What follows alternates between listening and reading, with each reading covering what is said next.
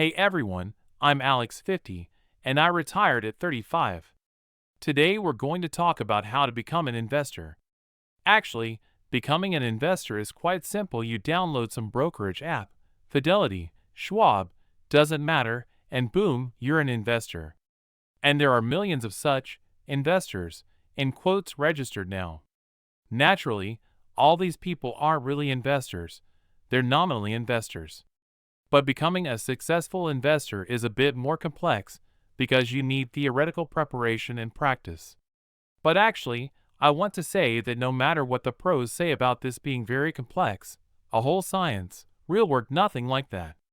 Learning investing isn't harder than, for example, learning to ride a bike or learning to skate or mastering cooking. Everything's quite simple if you build yourself some theoretical foundation, gather information from the right books, right seminars, you'll know 95% of what the pros know. This is absolutely certain. I want to share my education system. I've partially mentioned it in my content before. Now I'll try to develop the theme a bit with examples, details, and some new important parameters. The first postulate I want to convey is that the lion's share of information you and I consume now is free. If someone offers to sell you some course for $1,000 where they'll teach you everything, you're just overpaying for what already exists, for what's already been formalized, everything's long been written and laid out. Simple example, there are books that cost pennies.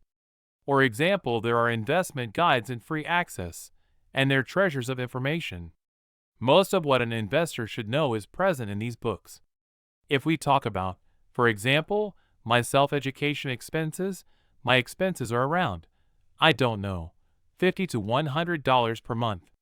And it's mostly books, maybe some lectures, conference participation. Next, what does everything rest on? It rests, in my opinion, on habits, what I call investing habits. Again, let me give an example. Look, if I'm talking with someone for a while, when they ask me questions about investing, I need about half an hour talking with them to understand whether they'll become an investor or not. Why? Because you can see if they have goals. I ask them, what are your goals? And people start telling me, I don't know, save for child's education, pay off mortgage, some applied tasks. These goals themselves, in principle, there's nothing wrong with them, except that there's no clear idea here that will stay with you over the years. What do I mean by an idea for doing this? I'll give a slightly distant example. In the 90s, when I was still quite young, I learned to play guitar, and I had motivation then, naturally, to show off in front of friends and girls like it. I first bought my first guitar at 9 to 10, then went to music school, then got an electric guitar from my parents, strummed at night, memorized all Metallica songs, including some solos, and played quite well for my level, let's say, was considered one of the best. And I had a clear, understandable idea, motivation, I want to become a musician. That's the idea. But again, by the end of the 90s and early 2000s, I understood on a feeling level that this profession, the musician profession, simply wouldn't feed me. The internet appeared, which already started killing the music industry. I looked at my friends, colleagues who tried to break through in this industry and realized this just, well, probably isn't my path. And this idea, as an idea, completely ended for me. Now I have several guitars at home, but I pick them up at night, strum, and play, more for calming down, for relaxation. But it's not an idea, understand? I already realize I'll never in life become a professional musician. Why do I bring this analogy?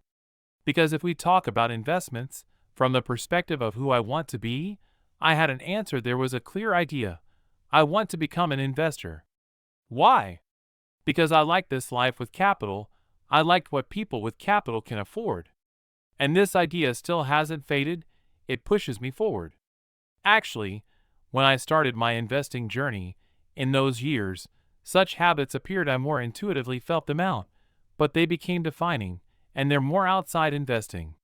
That is, not about choosing securities, strategies, something else. I believe the defining habits for an investor are the following. First, for me, I started keeping a budget. I've been keeping it since 2006, 2 years before I first started investing, and I haven't skipped a day in terms of filling out Excel tables, tracking expenses, spending, and so on. I believe this is a defining habit that helps keep the difference between income and expenses always at the right level and save the amounts I need. Next, what habit did I start? Well, the classic one, books talk about saving money in a piggy bank, but I clearly understood even then, in those years, that if I save, I don't know, 10% of my income, I'll reach living off capital in 30 to 40 years. I didn't really want that. Naturally, I tried to somehow increase income, started looking around and realized, aha, where actually is this income? Who has big income? Talked around, understood it's either business or career ladder. Accordingly, I started devoting time not, how to say, reading investment books, but to developing personal skills with which I could either build a good business, properly earning one, or jump up the career ladder. Risk 2, I learned to work with it, understood what luck is. I'll talk about this sometime on my channel too. What else? I started collecting habits. I understood that these habits, for example, reading books. I realized that having such habits, for example, I understood that, aha, I can't read with my eyes. I have very little time in a day, only a couple hours, because eyes also get tired at work, so to speak. But I have a lot of ear time that I simply waste completely, meaning what? That's, I don't know, standing in lines, in traffic, commute to work and back, workouts. I filled all this useless, as I call it, ear time with listening to audiobooks. And these sets of habits, I have about 24 of them, which I very strictly follow because I understand they all bring me closer to the goal that varied life with capital. I used habit reinforcement because some habits were difficult. For example, I came to daily reading, I don't know, 7 to 8 years after starting investing. Around 2015, I started reading every day. What did I do? I used, well, for example, habit trackers. I understood that, aha, if I don't implement this habit at a permanent level, reading at least several pages daily or listening to audiobooks, I simply won't, so to speak, I won't be approaching my goal. Now I have this habit reinforced at a subconscious level, at the level of how, I don't know, we brush our teeth. You don't walk around with a tracker thinking, aha, need to get up and brush teeth. We do it on autopilot. Now I have the same on autopilot, minimum half an hour a day. I read books, listened to seminars. Next, what else do I love? I love tricking my brain because I understand the brain is a tricky thing. It resists, so I need several factors, for example, progress. I don't implement habits that don't lead to progress. Example, budget optimization. I set a goal once a quarter or once every 6 months to just take and cut the budget, cut something, rearrange some expense items. I just sit in Excel and get pleasure from it. I see instant progress. I just come and think, why not free up an extra $500 from cash flow just for fun? And I succeed. It's instant progress already, conditionally speaking, from the next day, having cut some expenses or optimized them, or invented a substitute for something, some product or service, I get pleasure from it. Or what else I like, for example, I sit and look at my dividend salary growth. I need it to grow every year. The dividends themselves are also such a reward. I really love rewards too.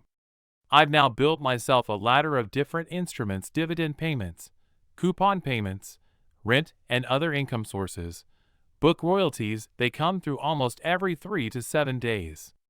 Ding, text message rings, boom, some coupon income credited. I sit happy and see this constant progress. It helps me stick to my strategy and not stray from this path. And investing itself, the process, I turned into some exciting computer game. Now probably if you look at tablets, phone and computer, I have quite few games there. I practically don't play, but Excel for me is such a computer game as entertainment, because there's really work with real money. You see the result not in points, levels, and so on, but you see the result in money. It's pleasure of a completely different level. Next interesting moment, I use a set of different tools. What's meant by this? I have a set of supporting tools that allow me to stuff this set of knowledge I need into my head in the volume I need, without overstraining in terms of time costs and so on. I'll list these tools, for example, paid Wi-Fi in Subway for some ridiculous money. I understand I have access to YouTube, listening to podcasts or something else. I just enter the subway. Instead of sitting and watching a couple minutes of ads, I immediately have internet and accordingly access to any information I need. I constantly use this. YouTube Premium subscription, also a super cool thing. Moreover, I have a family subscription for several people. I use it for two things.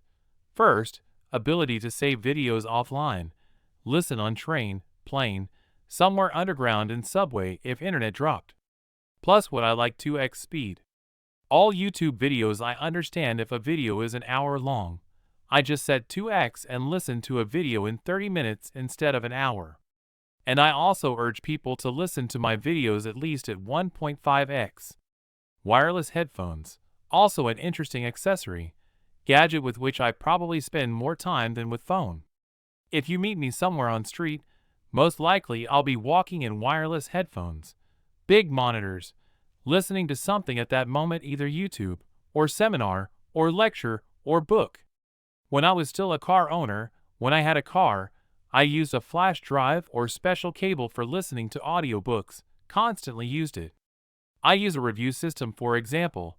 I never read books with rating less than 4 stars on Goodreads. I have a to-do list. There's a set of tasks, what I need to read, what seminars I need to watch. When someone recommends a book to me, I don't read it immediately, I just postpone it in to-do, and then there's such ranking which of these books is most important for me to read right now. I don't subject myself to emotions I read consciously. I have a real reading plan, seminar plan of videos to watch. What else? I have Pocket app, wonderful app that helps me again not get distracted. For example, friend sends some article about economy and says read this, here's important info about your company you own. I understand I'm not ready to read it right now. I press save button and then in evening I sit and just reread these articles that came to me, for example, over last 3 days. I know they won't disappear. And naturally, I have basic tools like eReader, app for listening to audiobooks, app for listening to podcasts, and notes. I use Google Notes for book note-taking. Reading a book where there are, for example, applied skills. I want to fix this info so it can be quickly refreshed later. And the most important thoughts of the book, I fix them in such notes, and I have summaries of practically all books I've read, especially if they're filled with some applied useful things. Next, most important parameter I define in my education system: content filtering. This is most important of all. Why? Because even, for example, 15 or 10 years ago, when I started investing, correct information was, you just had to collect bit by bit. Now there's a deluge, excess of this information, just so much of everything, and this information is free, and you don't understand what to grab. Accordingly, I developed such a filtering system. It's multi-level. First, what do I look at? I try to ask myself, what will I get after reading this or that book? If it, for example, gives me some applied skills, it can get on my shelf. Next, what I don't like. I don't like, for example, listening to those who don't have skin in the game. These are people who get salary for number of articles, airtime, lectures, seminars, people who are selling me something. Their opinion isn't very important to me, even if they're some economic gurus, even if they're recognized experts. I understand these are interested people, and they don't risk their money and aren't responsible. A person screaming that tomorrow we'll all die, there'll be crisis, we'll all be washed away, their opinion is uninteresting to me, because if they followed their own advice, they'd need to immediately quit work, flee somewhere to uninhabited island, build, I don't know, a house, buy a goat, ammo, canned food, and so on. But they don't do this, they continue going to work.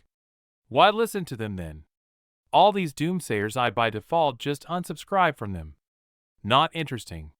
Now you'll ask, what do you read? For example, what Telegram channels, What YouTube channels?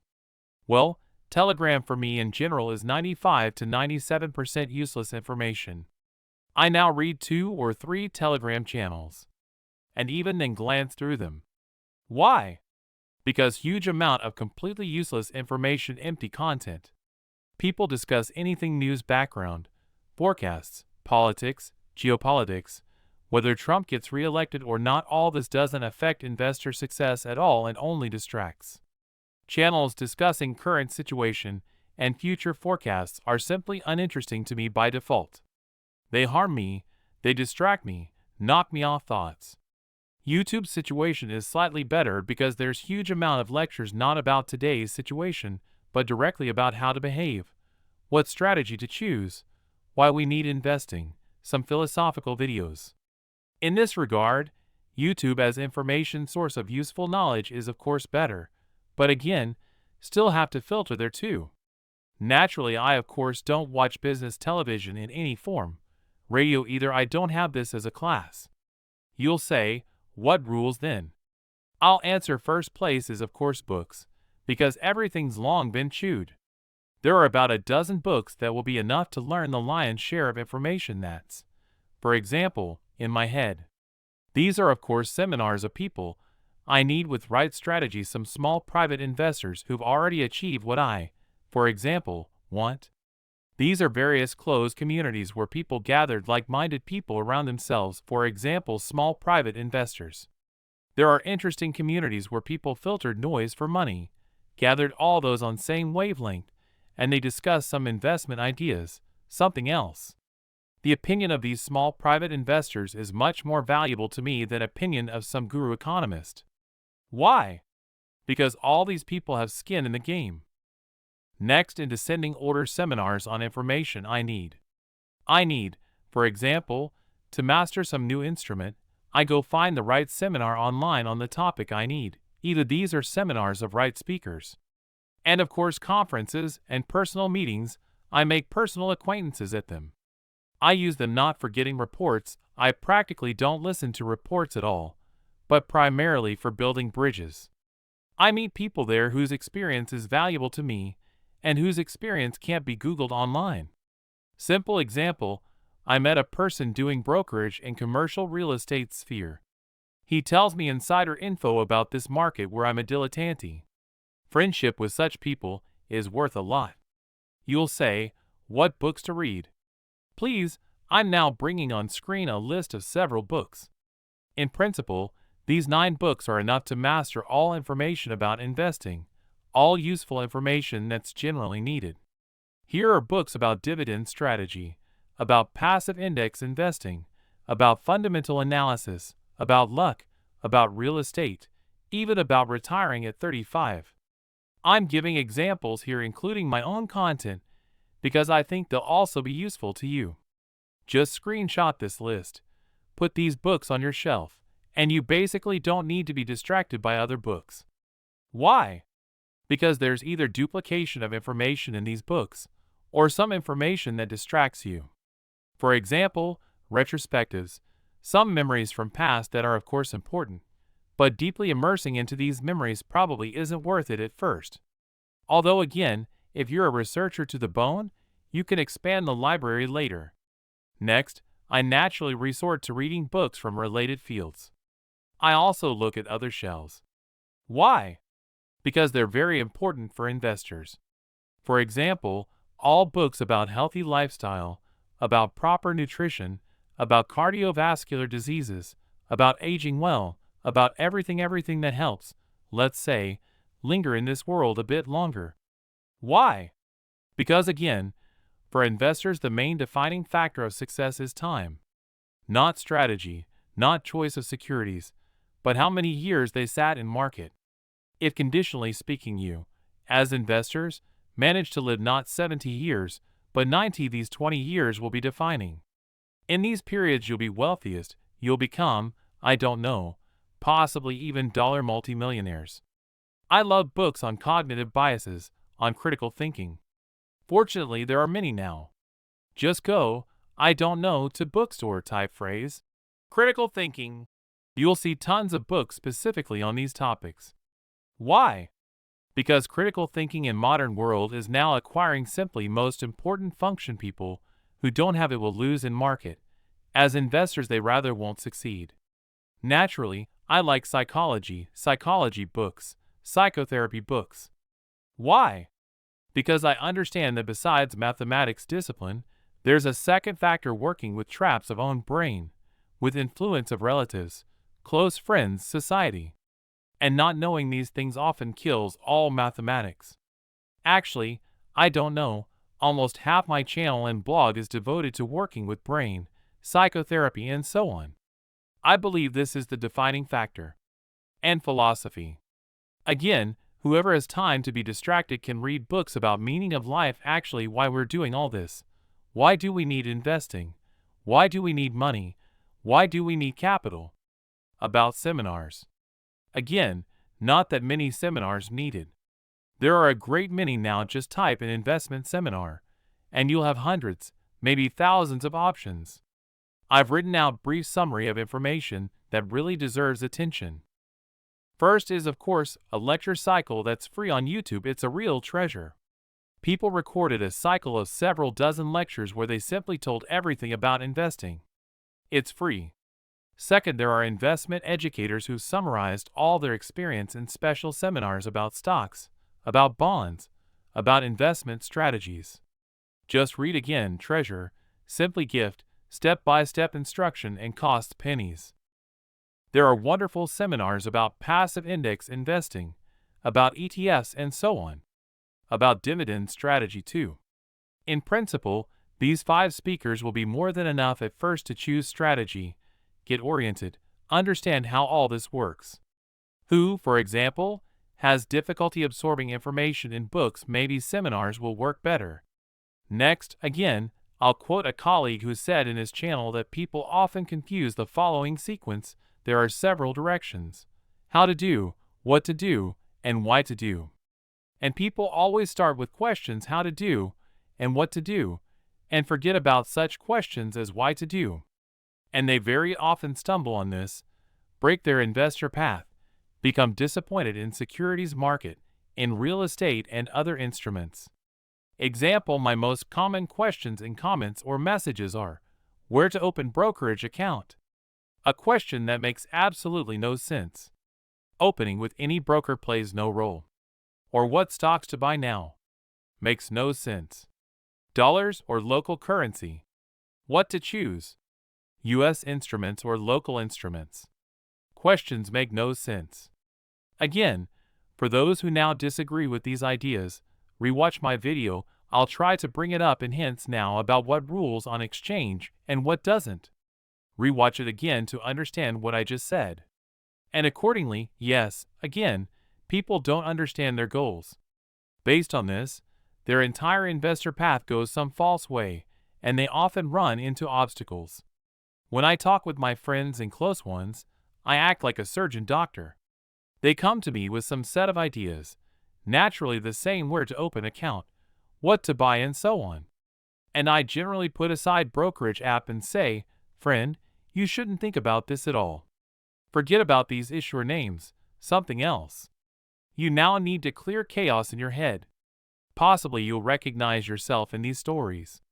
Why? Well, because they're most often encountered on my path. Example, my daughters. She's just now getting on her feet, trying to open first business, trying to live alone, and naturally, looking at my experience, she starts investing. She now has about $900 on brokerage account. She fully saved these herself, saved $100 per month from her income. I tell her, listen, daughter, you should devote first 3 to 5 years of your life to developing business skills. You should study not investment books but bypass them completely and look at shelves of completely different information. About marketing, about promotion, about accounting, about relationships with people, about managing people, about negotiations. The literature that should appear on your shelf will be completely unlike investor literature. Although of course this is also needed to know. But while you're still very young, focus on something else, because income is important to you, not which stock you bought, Apple or Microsoft. If you save, for example, $1,000 per month and buy stocks randomly, you'll retire faster than if you save $10 and carefully choose portfolio. Same thing, there are lovers of quick enrichment. When I talk with them, they're all the time looking for some themes, cryptocurrency, not cryptocurrency, some new construction, concrete, something to play. I start telling them about nature of randomness. I also write a lot about this in my blog, Telling Books. I say, go, first thing you need to read is books about nature of randomness. Find Taleb, his 2 books, Black Swan and Anti-Fragile, and just reread, because otherwise you simply don't understand what luck is, how it generally works, where it lives. There's also a separate subcategory, lovers of playing musical chairs. And their task is rather how not to lose. They also constantly, what do you think about this theme? Here they said such and such.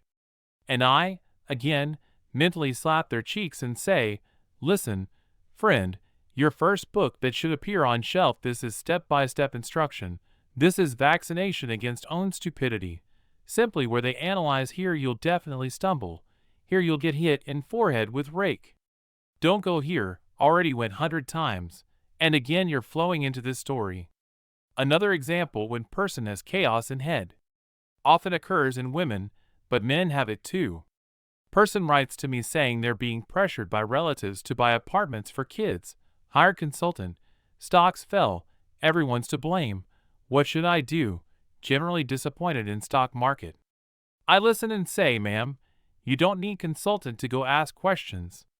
You urgently need therapist's office because you haven't figured out your wants.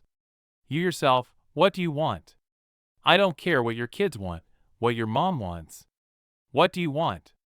I don't know, I haven't decided yet. Everyone keeps confusing me.